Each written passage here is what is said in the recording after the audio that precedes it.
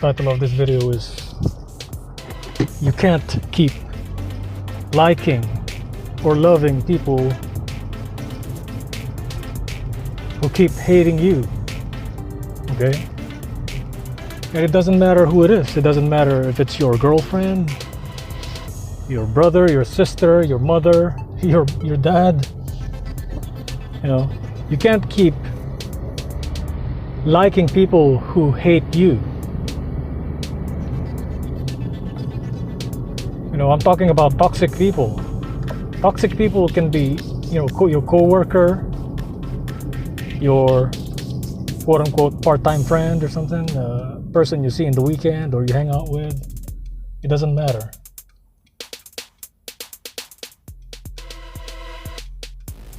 You know,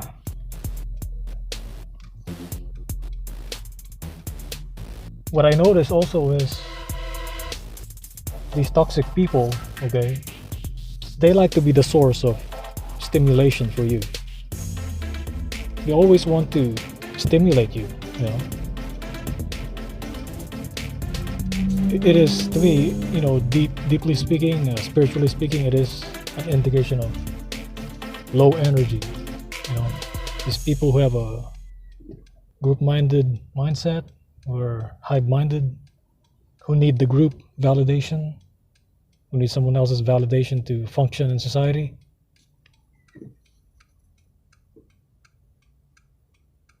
They are operating on the premise of insecurity. They are the most insecure people you will ever meet. When going no contact, that is, you know, that should be the last resort. I understand that. If you can't go no contact, if you, for example, you're living with a toxic family member, whether it's your mom, your dad, your brother, your sister, then you're gonna have to devise some tactics to dismantle this deceiver, okay, this covert, aggressive, or covert or passive aggressive person, you know, because overt means it's on the outside, okay, it's this person will do it in public. That's what it means, okay, and everybody will know this person, you know, is going to be aggressive, you know, full of himself or herself. The most difficult person to deal with is the one who's covert, okay. The covert one will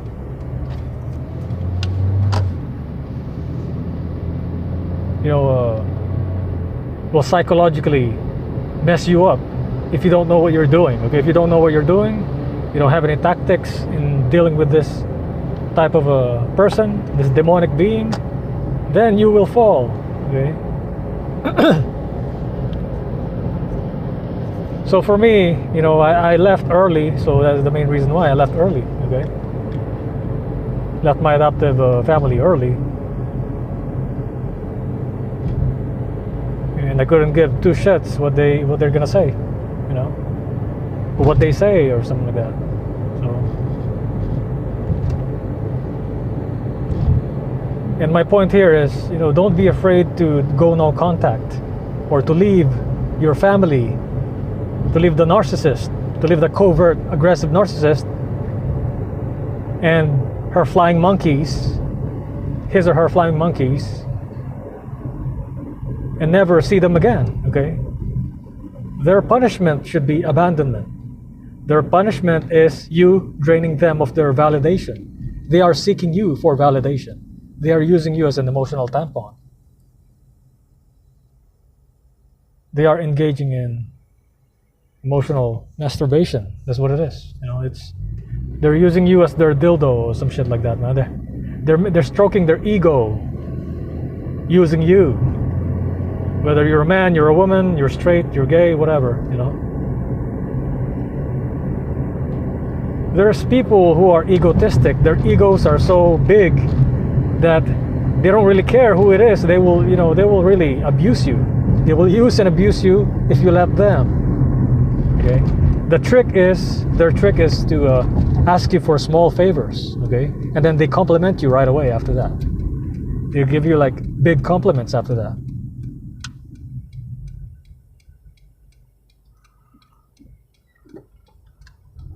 For example, they would ask you to, can you lift this and put this over here? Oh, you're so strong. Oh, that's a sign of a covert narcissist, man. That's exactly the person I'm talking about, you know?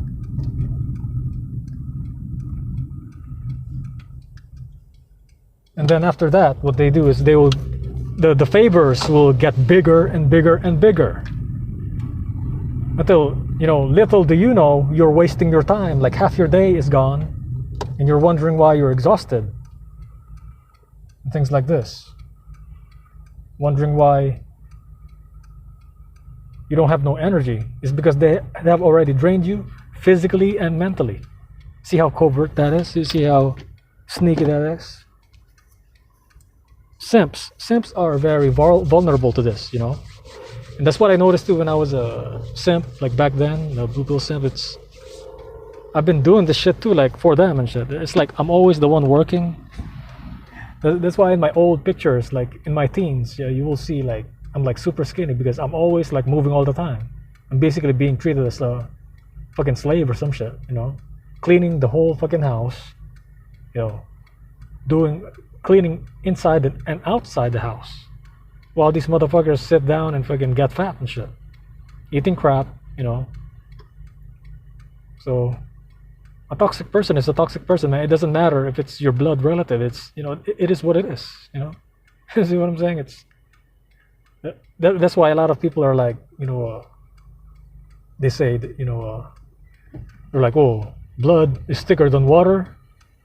And then what I say about that is, mud is thicker than blood, okay? These motherfuckers start treating you like shit. Then, you know, you're dealing with a toxic person, man.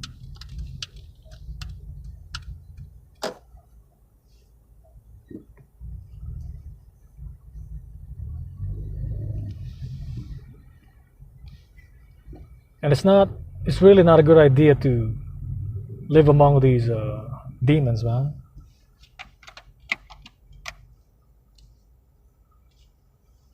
These people are unbalanced, you know.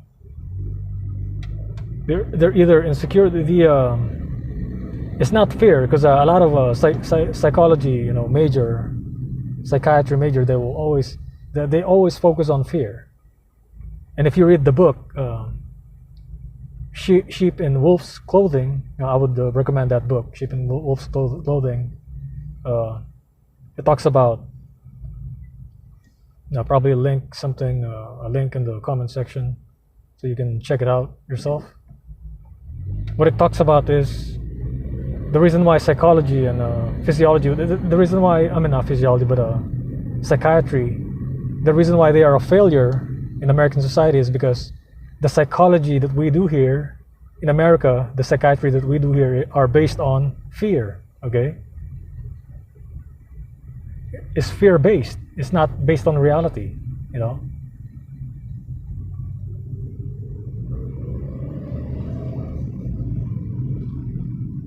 It's always like, oh, he did this to me. Oh, I have a phobia on this. It's always like that, man. It's always the one who's the attacker and the one who's being attacked. It's always fear-based. It's not based on reality. So they couldn't figure out whether, you know, who's telling the truth, you see?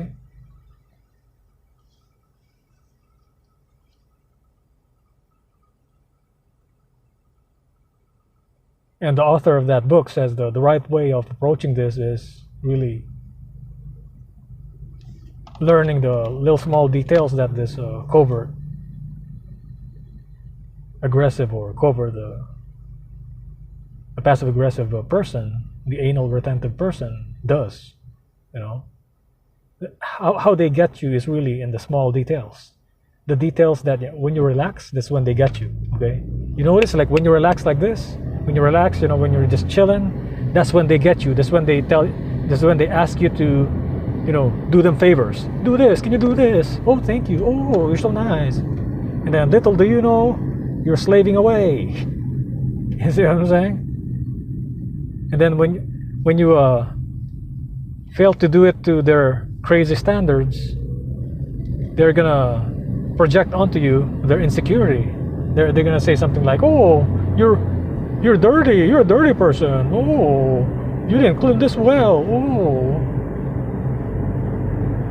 Yeah, because you're fucking tired as shit. You're slaving away for this stupid stupid shit, you know. You're tired as fuck working the whole day, and then they complain about a small speck on a fucking plate or some shit, you know.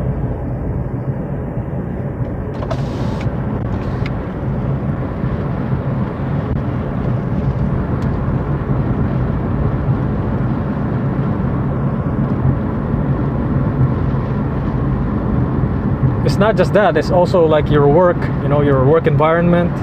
They will have favorites, you know. There's just like a lot of nepotism, favoritism, okay. It's like you can always detect, you can always tell, like, you know, the boss, the freaking manager or somebody higher always favors somebody else. You know, it happened to me in the military, it happened to me in security. Even if I max out on all the points, even if I'm the fucking fastest runner, even if I'm the best rifleman, even if I got perfect scores, it seems like, you know, I'm always the last one being promoted and shit. Like, why is that? Why the fuck is that, man? And then you can go on to the targeted individual realm. And if you're really, this one is spiritual, you know. This one runs deep, okay? This is way deeper than psychology and psychiatry, which only deals with the symptoms, okay? The symptoms and not the disease, okay? Targeted individual means they hate you. They will treat you like shit, like garbage, simply for being different, okay? For example, I'm driving a brown car. Some motherfucker never seen, or no, not never seen, but for somewhat reason doesn't like the color brown. Oh, why are you driving a brown car? Oh, that's what a simp says. That's what a demon says, you know. And then proceeds to start calling his minions, his demonic minions, pointing fingers at me and calling me weird. That's weird. Oh, it's weird. I'm telling you, man, it starts with that way, and then all of a sudden they're already, you know, it starts with a superficial, like how you look, and then all of a sudden they start complaining about bullshit that's not even supposed to be, you know, something to complain about. Like someone's personality. Someone's personality. Okay, for example, someone is how would I say this? Someone is naturally thrifty, or, you know, conservative or some shit.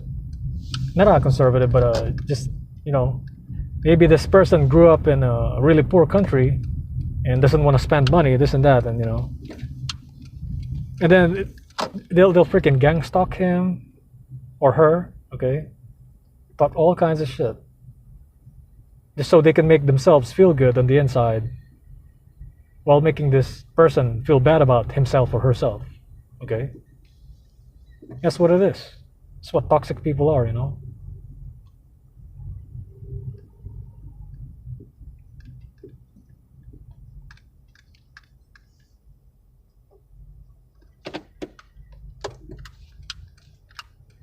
And that kind of hurt is way worse than hurting someone physically, because hurting someone physically, you know, can call it quits. Okay, can call it quits. Somebody apologizes and everything is fine. But usually those kinds of attacks, the covert narcissistic attacks, they're usually done on purpose, and they're done in silent, in private, okay? The attacks, have you ever noticed the attacks, the covert aggressive or covert narcissistic attacks towards you?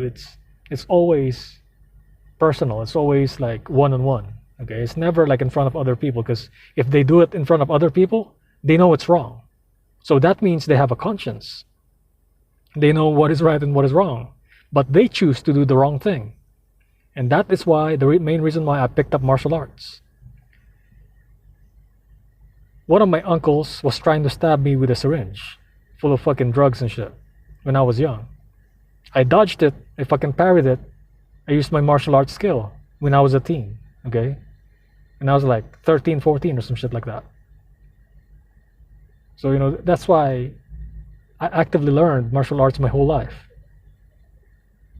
It's one of my main assets out there, okay? That's why I easily passed the military training, you know, breathing and focusing the chi, all those things I studied way early in the 90s, you know. Me growing up, I'm already studying on that shit. So you see what I'm saying? And one time I was even obsessed with that thing, so it kind of consumed me a little bit, but that's why I need to like lay off a little bit of that. And you know, so, but it's still gonna be part of my life, like no matter what. I'm not gonna train in these stupid MMA crap that's useless in the streets. I train in the martial arts that you can use in the streets, the ones that has no rules, because real fighting doesn't have any rules, okay? Martial arts in the Southeast Asia evolved from dealing with wild animals. That's why you see these Chinese Kung Fu has the tiger style, okay, the snake style, praying mantis style. They move very rapidly, okay? So, you know. And that's it for this video. Peace out.